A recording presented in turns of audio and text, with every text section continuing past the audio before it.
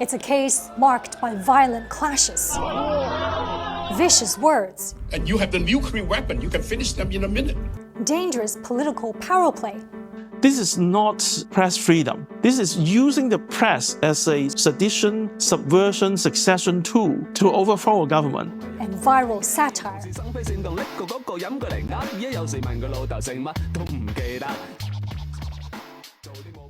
Hong Kong's longest and most closely watched national security trial has concluded. After a record 156 days in court, Jimmy Lai has been sentenced to 20 years in prison, convicted of sedition and collusion with foreign forces. Meanwhile, Lai's 8 co-defendants, including 6 former Apple Daily executives and 2 activists, received between 6 to 10 years after pleading guilty. Several testified against Lai. For many netizens, it's justice served. Some say he deserved to be locked away for life. But for human rights groups and much of Western media, the verdict is branded a death knell for press freedom in Hong Kong. So, are the penalties fair? What are the headlines getting wrong? And is Hong Kong's national security law destroying the city or protecting it? The court made one thing explicit. This case is not about political beliefs. Judges found Lai spent years conspiring to solicit foreign sanctions, blockades, and hostile actions against his own city. Hi, Simon. Hi, Jimmy. Come on, let's destroy Hong Kong together lah. Jimmy Lai famously called on the U.S. to use its nuclear weapons on China. But some people say Lai was only talking. Well, it's not just talking. Don't forget that he was actually seeking the imposition of sanctions on Hong Kong, punitive measures on Hong Kong, and even punitive measures on the officials of Hong Kong. This wasn't simply an expression of opinion. He was actually taking steps through various subversive organizations to actually bring about damaging repercussions here in Hong Kong. Lai's anti-government campaign didn't stop at clandestine chat groups or newspaper columns. During the 2019 unrest, more than 600 police officers were injured amid escalating violence, and one bystander was killed.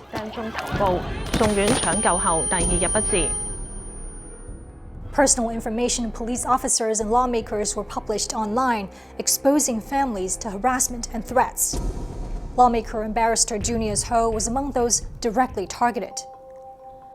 They requested specific sanctions from the U.S. against me and attempted to strip me of my qualifications.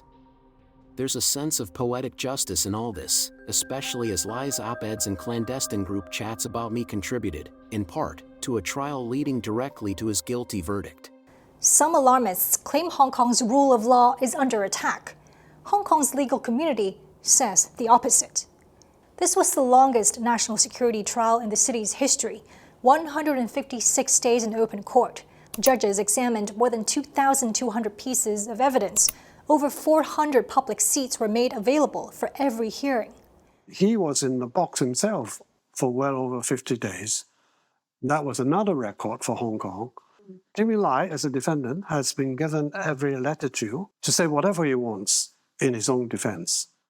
Lai has now spent more than 5 years behind bars, prompting sympathy campaigns portraying him as a frail old man facing excessive punishment in isolation. But 2 key facts are often left out. First, Lai has been serving a separate, nearly 6-year sentence for fraud. This national security case is entirely different. Second, judges cited medical records showing Lai is in stable condition, and that he himself requested separation from other inmates. So they've kept in mind the gravity. They've taken into account such mitigation as there is, and there wasn't very much, and they've decided upon sentences which will have a deterrent effect and help to protect Hong Kong in the short and long term.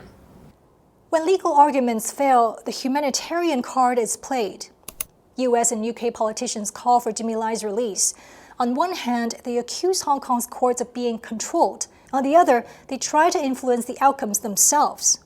No one is going to talk to the judge or tell the judge, hey, look, you got to rule against who and who, or you have to rule for so and so. I mean, the rule of law in Hong Kong is still protected by very strenuous judicial independence. The national security law exists to safeguard Hong Kong. Only a stable Hong Kong, governed by clear and enforceable rules, can truly protect the freedoms of its people. Through the National Security Law of 2020, normality has been restored, stability once again reigns, and people are able to go about their daily lives. And businesses are thriving, which is a very important point.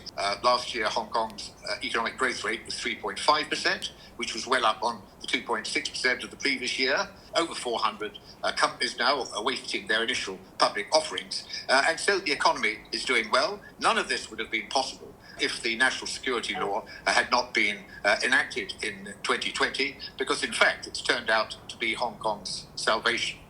Now, as Jimmy Lai faces the music, it's only fitting to close where public opinion has already spoken. 我坐牢更好。係啦，又話國安法雷聲大雨點小，話有人鋪定後路俾佢都冇用，仲有冇死橋？成日話啲外國月亮幾好睇，依家問你主人點睇啦，肥佬黎，都唔記得真係。